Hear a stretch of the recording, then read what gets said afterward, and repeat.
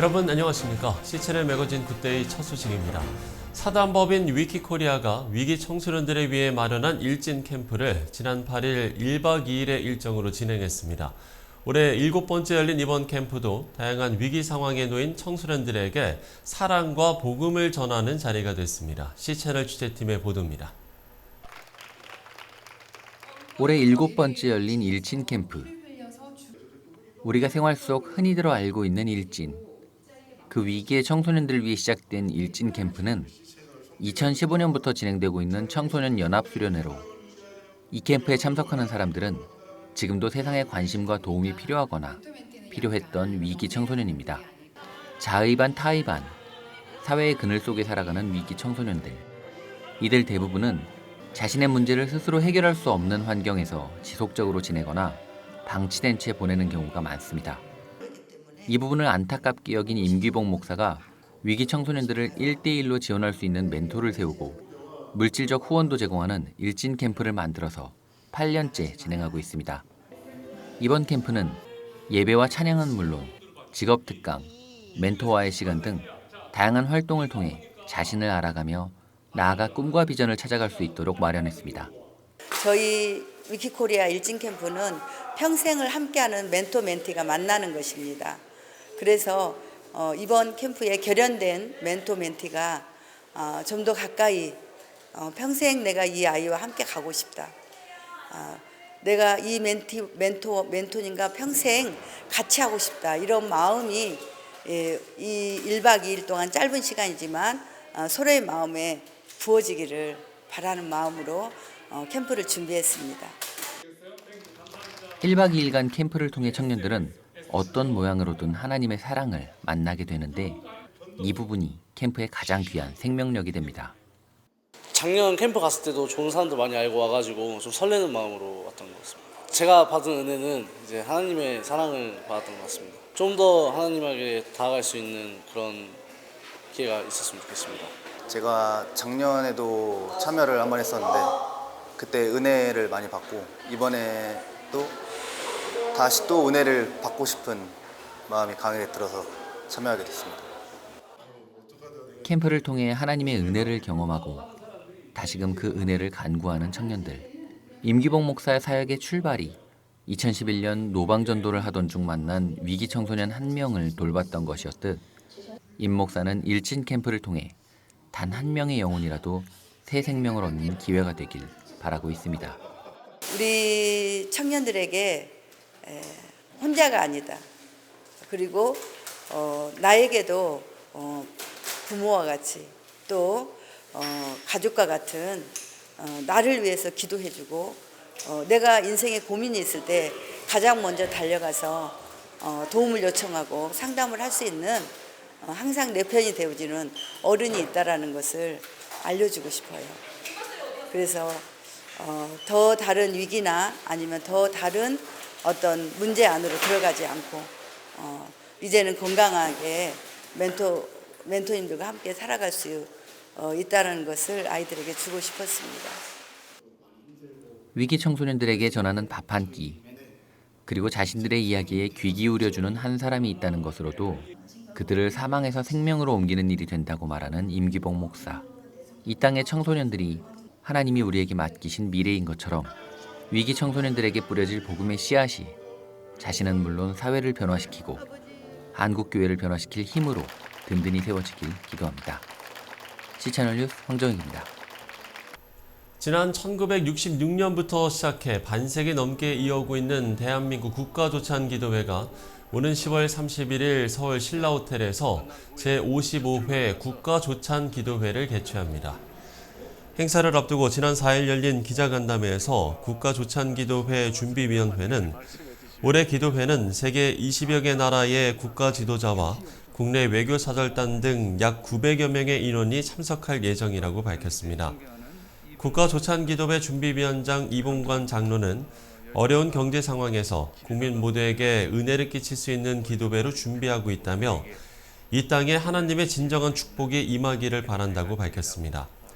한편 이번 국가조찬기도회는 하나님께서 축복하시는 대한민국이란 주제로 사랑의 교회 오정현 목사가 말씀을 전할 예정입니다. 기독교 한국침례회 총회가 지난 5일 한국침례신학대학교에서 제79대 의장단 이취임 감사 예배를 드렸습니다. 교단 기관장을 비롯한 임원들과 목회자들이 모인 일부 감사 예배에서는 진경 총회장 박문수 목사가 말씀을 전했고, 이어진 2부 축하 행사는 김인환 총회장의 이임사와 이종성 신임 총회장의 취임 축하 행사가 열렸습니다. 이종성 총회장은 취임사에서 선임 총회 의장단이 전국교회를 섬겨주셔서 순조롭게 총회 회계를 시작할 수 있었다며 정직하고 공정하게 사명을 감당하겠다고 전했습니다.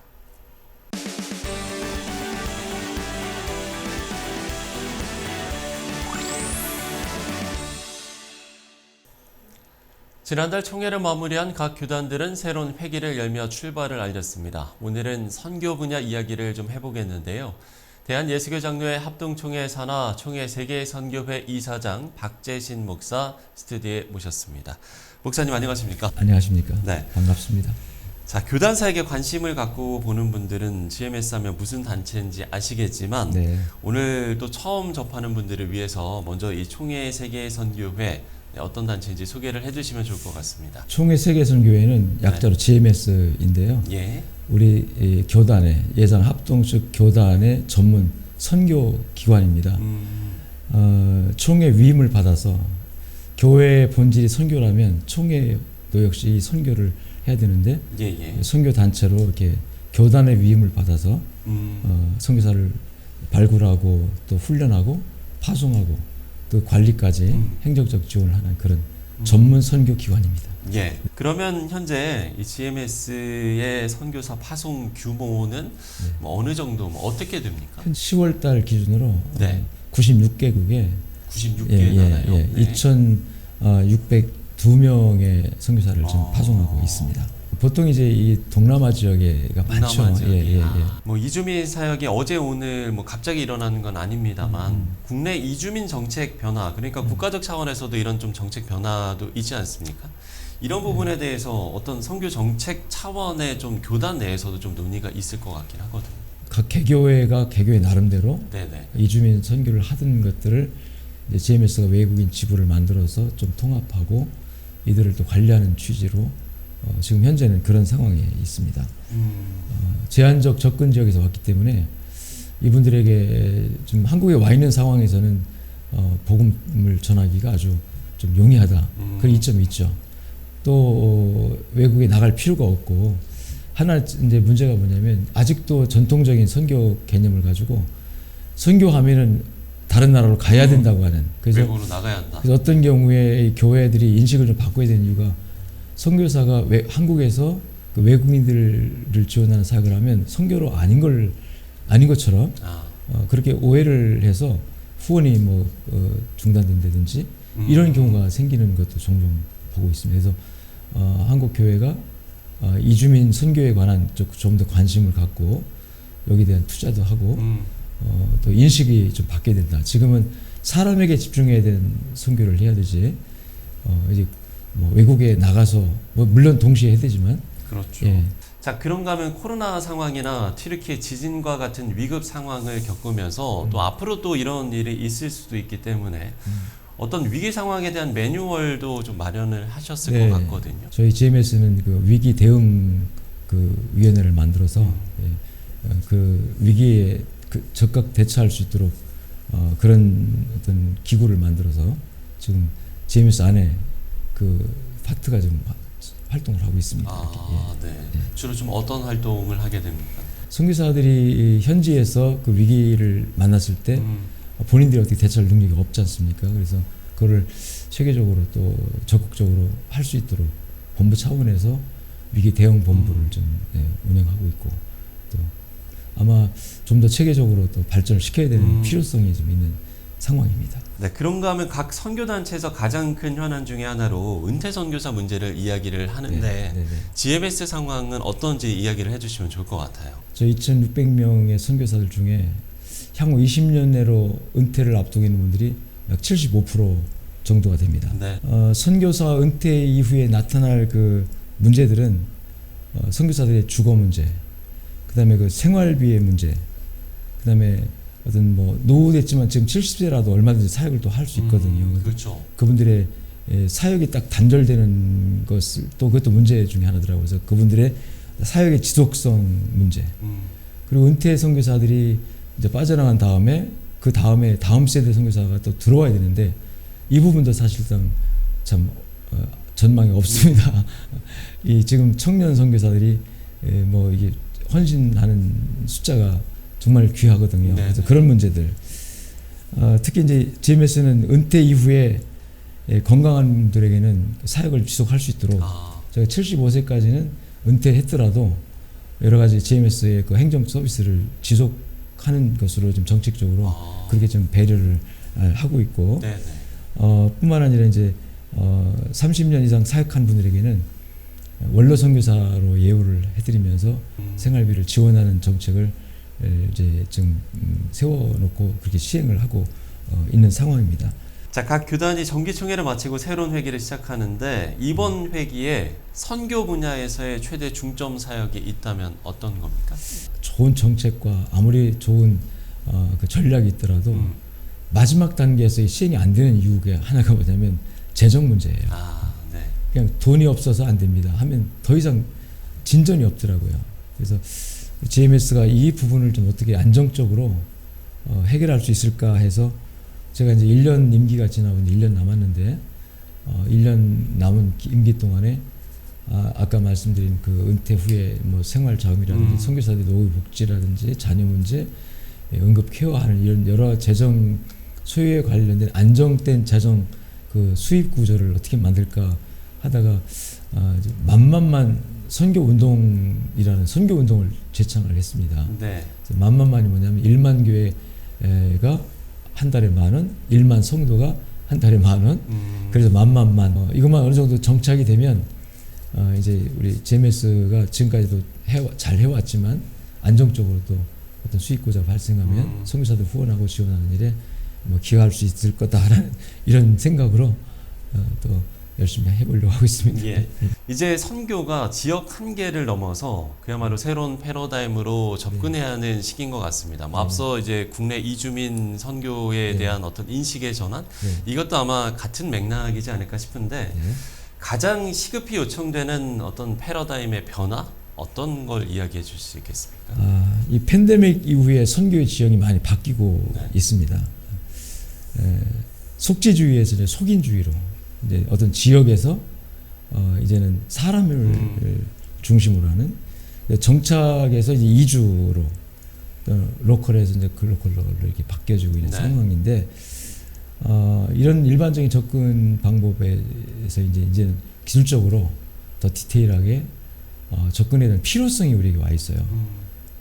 지금까지는 선교하면 그냥 공간적으로 비행기 타고 해외 나가서 단기든 장기든 뭐 선교 사역하고 오면 선교했다 그렇게 했는데 이제는 그것도 포함해서 이제 아까 말씀드린 것처럼 이주민, 다가온 선교지, 또 북한의 우리 탈북민까지 포함해서 다가온 이 선교 대상자들을 어떻게 품어야 되느냐 이런 쪽으로 더 많은 관심을 가져야 되겠다는 생각을 가지고 선교 전략적인 차원에서도 그 부분에 많은 또 연구를 하고 투자를 해야 되겠다는 그런 필요가 있고 그런 또 생각을 좀 하고 있습니다. 아마 그렇게 많은 발전이 있을 거로 생각이 됩니다. 그렇군요. 네.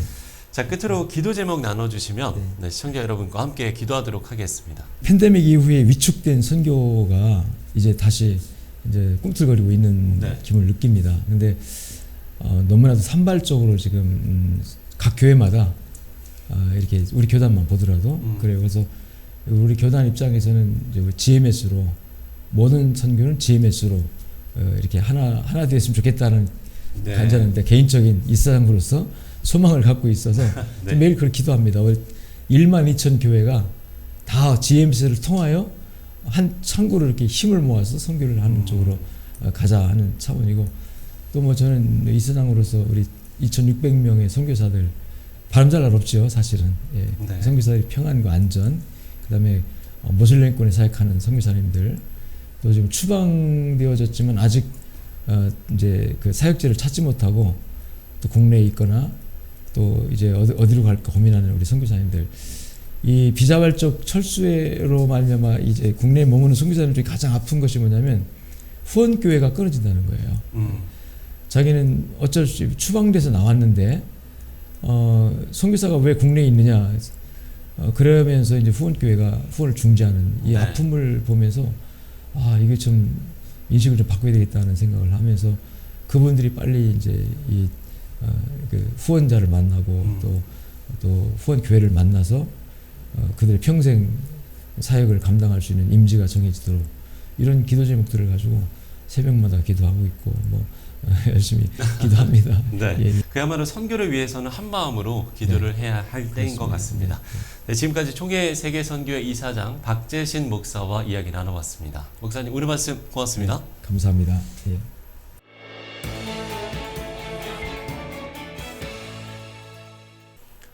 네, 중동 지역을 비롯해서 국제사회가 어수선합니다. 이런 상황들을 예의주시해야 할 부분이 또 선교 사역인데요.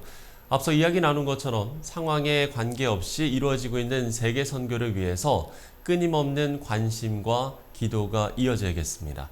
시체를 매거진 굿데이 오늘 순서는 여기까지입니다. 시청해주신 여러분 고맙습니다.